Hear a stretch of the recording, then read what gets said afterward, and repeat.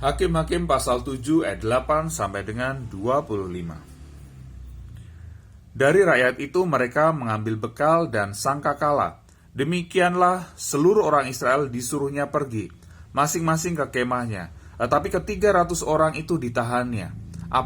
Adapun perkemahan orang Midian ada di bawahnya di lembah. Pada malam itu berfirmanlah Tuhan kepadanya, "Bangunlah, turunlah menyerbu perkemahan itu, sebab telah kuserahkan itu ke dalam tanganmu.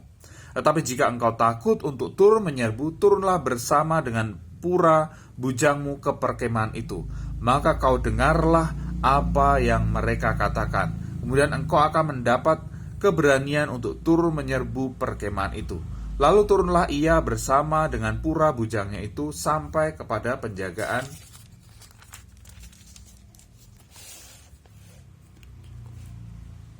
terdepan laskar di perkemahan itu.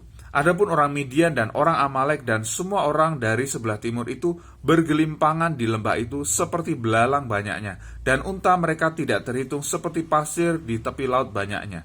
Ketika Gideon sampai di situ, kebetulan ada seorang menceritakan mimpinya kepada temannya, katanya, "Aku bermimpi, tampak sekeping roti jelai terguling masuk ke perkemahan orang Midian. Setelah sampai ke kemah ini, dilanggarnyalah kemah ini sehingga roboh dan dibongkar bangkirkannya. Demikianlah kemah ini habis runtuh."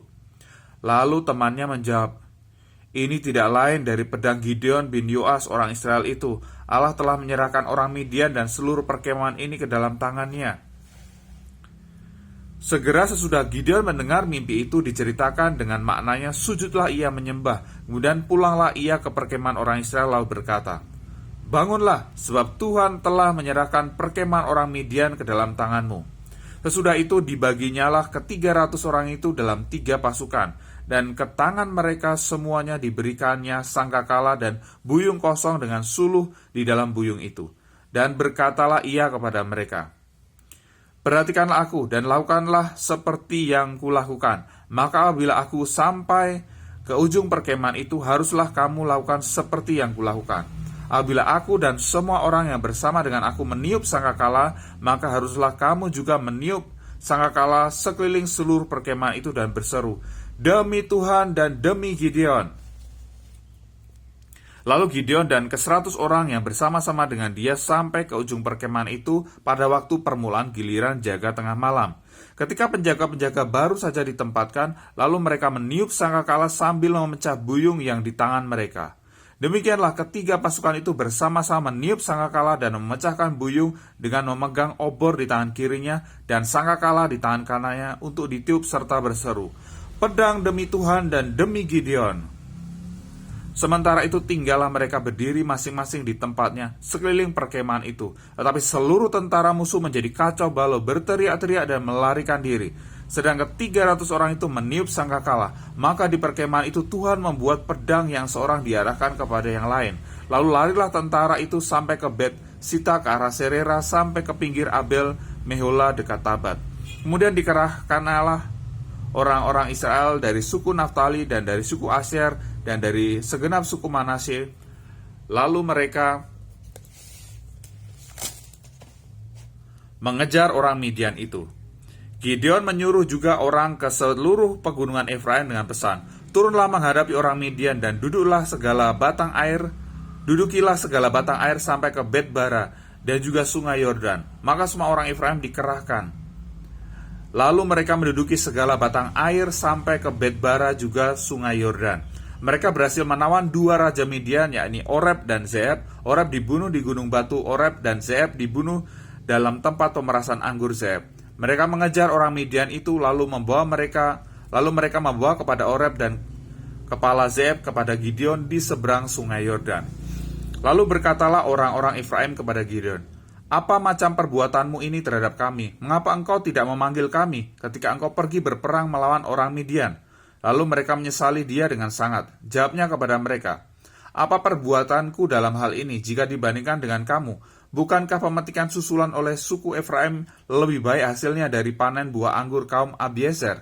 Allah telah menyerahkan kedua raja Midian itu, yakni Oreb dan Zeeb, ke dalam tanganmu. Apa yang telah dapat kucapai jika dibandingkan dengan kamu?" Setelah ia berkata demikian, maka redalah marah mereka terhadap dia. Ketika Gideon sampai ke sungai Yordan, menyeberanglah ia dan ke-300 orang yang bersama-sama dengan dia. Meskipun masih lelah, namun terkejar juga. Dan berkatalah ia kepada orang-orang Sukot, "Tolong berikan beberapa roti untuk rakyat yang mengikuti aku ini, sebab mereka telah lelah, dan aku sedang mengejar Zebah dan Salmuna raja-raja Midian." Tetapi jawab para pemuka Sukot itu, "Sudahkah Zebah dan Salmuna itu ada dalam tanganmu, sehingga kami harus berikan roti kepada tentaramu?" Lalu kata Gideon, "Kalau begitu, apabila Tuhan menyerahkan Zebah dan Salmuna ke dalam tanganku, aku akan menggaruk tubuhmu dengan duri, padang, gurun, dan onak." Maka berjalanlah ia dari sana ke Penuel dan berkata demikian juga kepada orang-orang Penuel. Tapi orang-orang ini pun menjawabnya seperti orang-orang Sukot.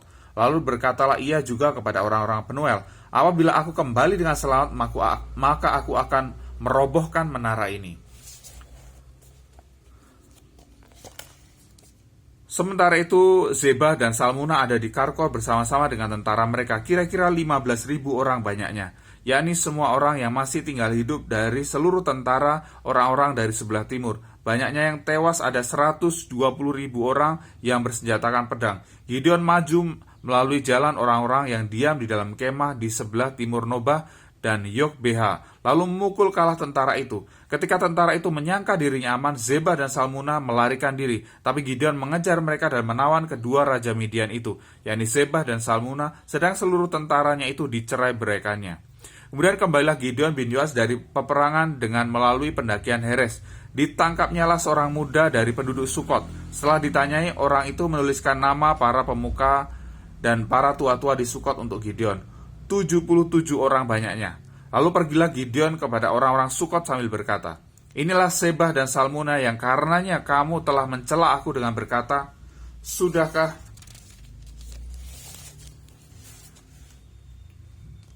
Zebah dan Salmuna itu ada di tanganmu, sehingga kami harus memberikan roti kepada orang-orangmu yang lelah itu?" Lalu ia mengumpulkan para tua-tua kota itu. Ia mengambil duri, padang, gurun, dan onak, dan menghajar orang-orang Sukot itu dengan itu. Juga menara Penuel dirobohkannya dan dibunuhnya orang-orang kota itu.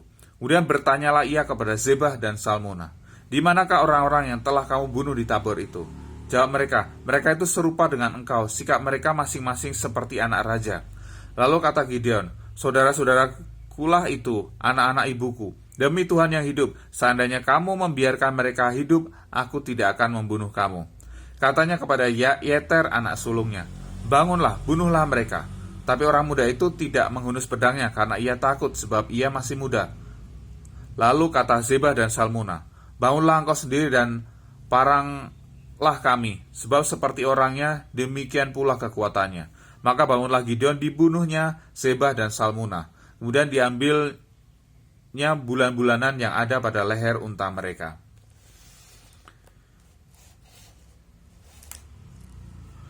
Kemudian berkatalah orang Israel kepada Gideon, "Biarlah engkau memerintah kami, baik engkau, baik anakmu maupun cucumu, sebab engkaulah yang telah menyelamatkan kami dari tangan orang Midian." Jawab Gideon kepada mereka, "Aku tidak akan memerintah kamu dan juga anakku tidak akan memerintah kamu, tapi Tuhan yang memerintah kamu."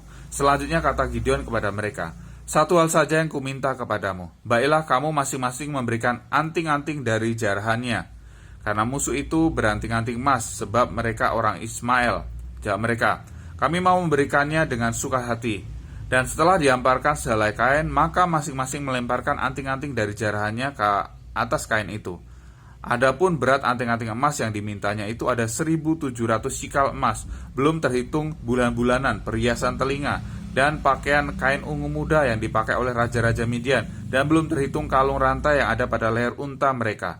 Kemudian Gideon membuat efod dari semuanya itu dan menempatkannya di kotanya di Ofra. Di sanalah orang Israel berlaku serong dengan menyembah efod itu. Itulah menjadi jerat bagi Gideon dan seisi rumahnya. Demikianlah orang Midian tunduk kepada orang Israel dan tidak dapat menegakkan kepalanya lagi. Maka amanlah negeri itu 40 tahun lamanya pada zaman Gideon. Lalu Yerubbaal bin Yoas pergilah dan diam di rumahnya sendiri. Gideon mempunyai 70 anak laki-laki, semuanya anak kandungnya, sebab ia beristri banyak. Juga gundiknya yang tinggal di Sikem melahirkan seorang anak laki-laki baginya. Lalu ia memberikan nama Abimelekh kepada anak itu. Gideon bin Yoas mati pada waktu rambutnya telah putih. Lalu dikuburkan dalam kubur Yoas ayahnya di Ofra, kota orang Abieser. Setelah Gideon mati, kembalilah orang Israel berjalan serong dengan mengangkat para Baal dan membuat Baal Berit menjadi Allah mereka. Orang Israel tidak ingat kepada Tuhan, Allah mereka, yang telah melepaskan mereka dari tangan semua musuhnya di sekelilingnya. Juga tidak menunjukkan terima kasihnya kepada keturunan Yerubbaal Gideon seimbang dengan segala yang baik yang telah dilakukannya kepada orang Israel.